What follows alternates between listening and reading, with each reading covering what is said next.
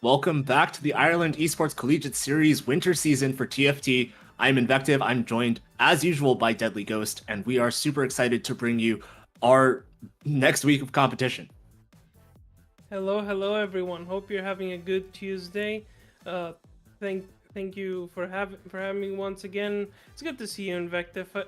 I feel like we definitely are getting into the groove a lot, especially with every week that's gone on this for this Ireland Collegiate series. Yeah, it's been wonderful to get to know you, to get to know our players, and I think that we've seen some pretty high level competition over the past few weeks.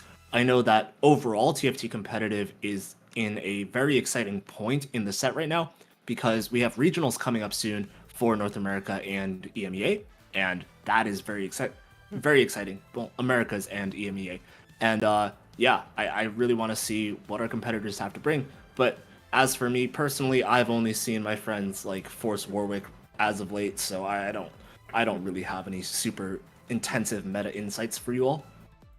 Well, something that I've been enjoying a little bit is some of that scholar gameplay, and I like. As you've already committed yourself as well. We saw really patient play come out of Chris last week in terms of how long he waited to slam a shapeshifter spat in stage 3, where I feel like he could have gotten board strength out of it much earlier, but other people hadn't necessarily made those commitments yet, and I thought that made a lot of sense to me. Yeah, certainly. Just his passage of play and how cognizant he has been of a lot of things going around him, and how much scouting he does certainly puts him at the upper echelon, and it has shown in his results. Taking I think 3 victories in his last 4 games, and the other one was still a top three. So, very high results. He's been on a roll recently. Last week he won both of his games, same as Telkusavai. So, I mean, this guy is just these two guys in first place are definitely our top competitors, which shows because they have a 5 point lead over everyone else. But do you think that we have some other people who could challenge them for the top spot, or maybe challenge someone for these third and fourth slots? Yeah, I mean, we've gotten to watch a fair amount of Duck and Big D, and I think Yeah. that those players are definitely players I have faith in to make that top 8 and contend for first place in the entire series. I would also say that, we haven't necessarily seen as much like competition among the top players in this sort of format so far. So I want to Mhm. see what goes on in this matchup in this game as they have a chance to start taking points away from players such as Chris, such as Thelkusify. Yeah, and we have loaded up into game. We're just going to see what our portal is going to be. It seems that a lot of people are favoring that golden prelude, which is going to be the portal for this game. And I feel like golden prelude is something that is very standard, something that gives you a lot of opportunities, but it still doesn't narrow you down into having to play a single comp starting from stage 2. Yeah, I'll say it. Golden Pre And looking at it, he has a Nila in his shop right now, but I don't think he's going to pick it up. It does look like he got a couple of upgrades going for himself. A 2-star Seraphine, a 2-star Poppy. You have 2 Katarinas, and you have that Nunu. So it's looking like a very strong early game board from Body Shot Ben. But looking at it, he's going up against this board from Duck, which is also very powerful. Yeah, what I would say is that Body Shot Ben might have been asleep at the wheel because Duck was able to position over onto the side, which is a little bit less favored for people.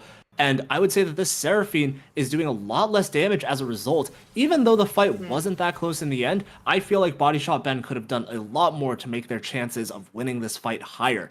Whereas Duck, who is 100 streaking as well, is in a very comfortable position, not even leveling up to level 5 with Slammin'.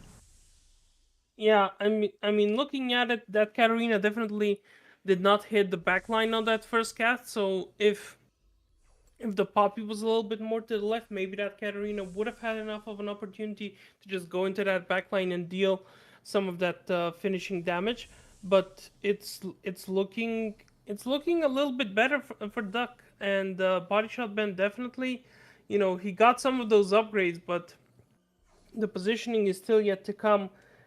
And oh wow, that's I did not miss that. I believe that was a pan for Christopher, so technically he could get 600s in before Olaf comes in. Yeah, that is extremely powerful. And I think that on this loss streak, I think we can expect Chris to make decisions similar to the ones we've seen him make in the past, making a mid game move to a stronger board, one unit. But then Duck is also going to have to make do with this glove that is currently sitting on Namzi. We might have to slam some AD items if we want to make the strongest board right now. Or we might end up in a more awkward position if our components aren't what we want to see. Yeah, just looking at it, it's a belt and a tier, so not the greatest components for Duck, especially at the moment, but there is some room for pivoting and even adaptation after the second round of augment. So I feel like he's going to wait out the second augment to see if he needs to pivot or keep this current line that he's going for. Yeah, and I would like to see Duck make a maneuver with these removers because we took the minor gambit, we took a whole bunch of things, and Duck is going to make it happen for us as the Blitzcrank gets powered up with the redemption as well. I don't, I, I'm not exactly sure where Duck is going because we just have frontline items slammed, but this is a really powerful spot to be in. I mean, looking at it, these could definitely be some Wukong items, or maybe even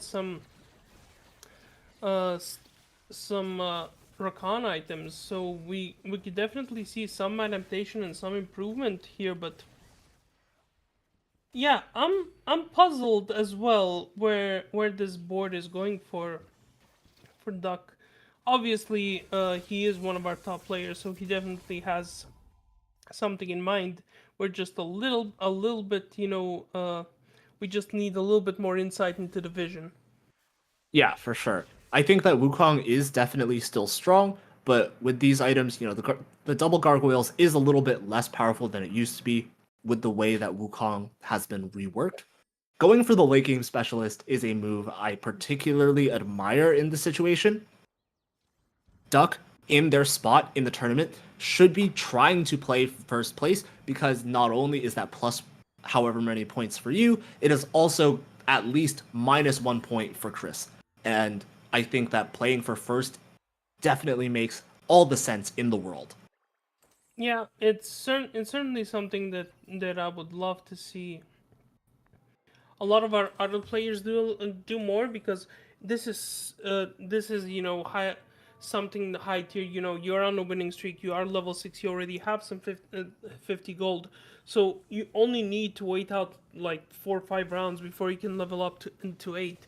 And then if you get an economy augment at 4-2, it would be even easier to level up to 9, and then just go for a level 9 board consisting of some late game carries. So I definitely like the decision for Duck going for that win, for those 8 points, trying to contest Christopher for that top spot. And I I want to, like you said, I do want to see a lot more from our players. Yeah, and I think that there might have been more Hunter players than we initially imagined. It looks as if Katsu is going to be going into this line by using Tutanki to help reroll for a powerful front line. But here is one junction point in the mid game where it becomes interesting because if you Hmm. upgrade this Blitzcrank, you actually become a little bit weaker. So how willing are you going to be to roll for additional power? And it looks like the answer that Katsu has for us is we're going to keep these two Blitzcranks on our board for this turn, but after this turn, we are going to be able to roll more excess gold in order to find the next Blitzcrank. Yeah, I think that's some. that's something that you have to be aware of once you think about your augments, especially when it's too tanky. So you do have to lock in that shop, or maybe buy the Blitzcrank in halfway into the round. But yeah, too tanky is basically constricting you a little bit, and I feel like Katsu is doing the smart thing of trying to play around it, but it is showing here he is losing a little bit. Oh, never mind, I'm eating my words again, because that 1-star Kog'Maw with those bees is dealing quite a bit of damage. I was surprised that Kog'Maw was able to clutch that out, but I think overtime did kick in rather favorably for that Kog'Maw to be able to do a lot Mm-hmm. of work right at the end of the fight with their spellcast. Now we can see another carousel has come, and I think there are some powerful picks. We can see Christopher picking up the rod on the Callista, and I imagine that's going to be a Rage Blade, but that also denies our Fairy player from being able to have that Callista for themselves. Yeah, looking at it, we are definitely seeing some we are definitely seeing some some scouting happening from Christopher. Like we've said, he has been scouting quite a bit, looking towards a lot of what other people are doing.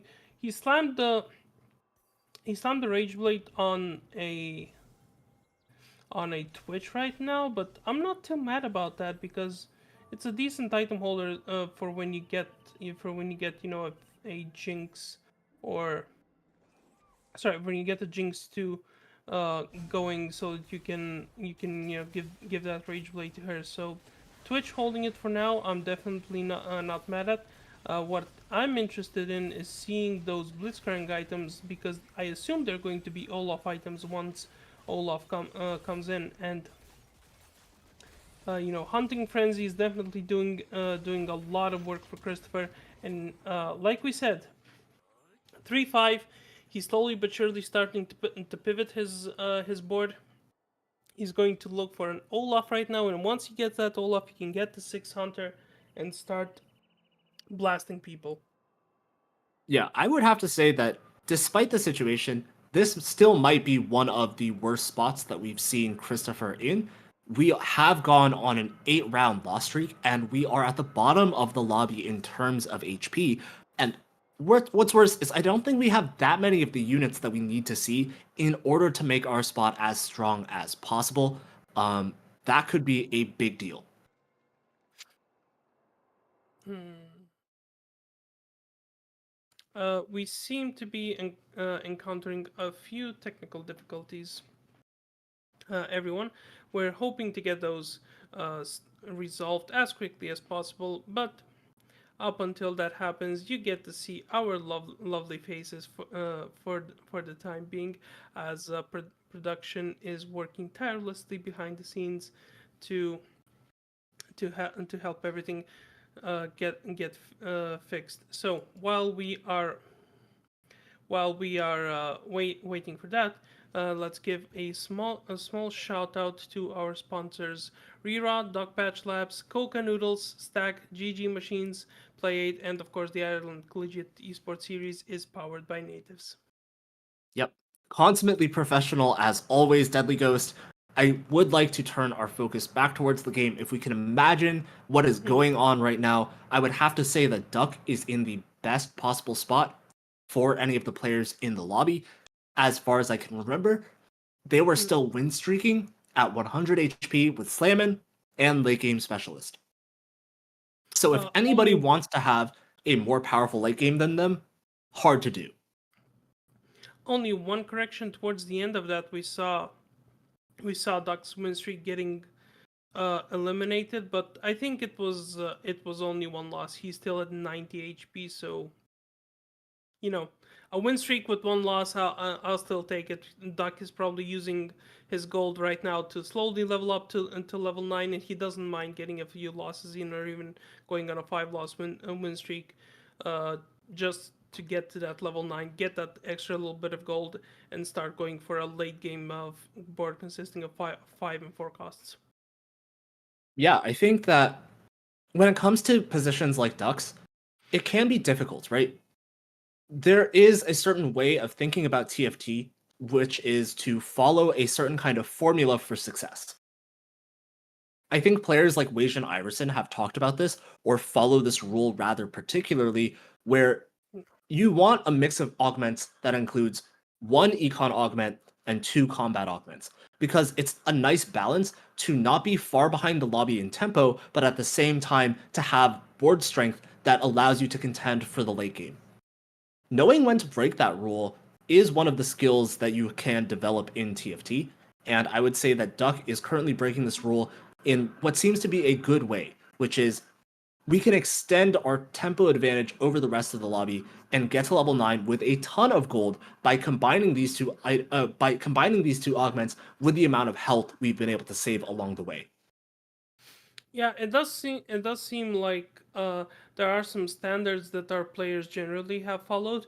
I think Duck has definitely broken that rule. I think some other players like Katsu and Christopher have also bended or broken that rule, and I I think that it's nice to see some people, stepping outside of the box, playing a little bit more creatively, and you've seen it shown in their results. Yeah, and I mean it's sort of like a this is sort of like a classic rule break insofar as hey, we're ahead. We can definitely play for late game specialist, but it's still a big risk. And I can speak from experience that when you are in a tournament and you want to play greedy, it is a bit nerve wracking because whether that means you're playing for a fortune cash out or it means you're playing to win by getting to level 9 faster than everybody else, it still requires you to have a lot of form on one or two turns where you do a roll down and then have to be strong immediately. Otherwise, you're going to bleed out a lot of HP in that late game. Yeah, another cheat code that you can use for that. Well, we say cheat code is to go for it in a neutral round. Maybe toward maybe those chickens. Maybe if for those wolves, if you get some early economy augments. Maybe even that dragon at stage 5 if you are healthy enough to completely pivot and change up your board. So that gives you a little bit of options to pivot out, give you some breathing room and not get too distracted or go into panic mode have for a lot of that pivoting, because I know from personal experience I've definitely gotten confused and dizzy in a roll down, especially after a fortune cash out or something like the golden egg being popped. Yeah, it can definitely be difficult. And I just want to see when Duke ends up transitioning their board on level 9. Mm. How long is it going to take them? How much gold are they going to have? And will they have an HP buffer left over like by the time that they get there? Because they've slammed some pretty strong early game items in this double gargoyles, but depending on how long it takes them to get to level 9, those items are going to be a little less powerful than they were in the early game. Yeah, it's. I think they've. I think they've chosen a lot of early game power and a lot of early game augments. It, outside of that late game specialist. But I think once it gets to that level 9, it can be extremely beneficial for someone like a Tom Kench. However, we will see a little bit more about that after we come from this short break. Don't go anywhere, as we are trying to uh, solve all of these technical difficulties and bring you back to game one.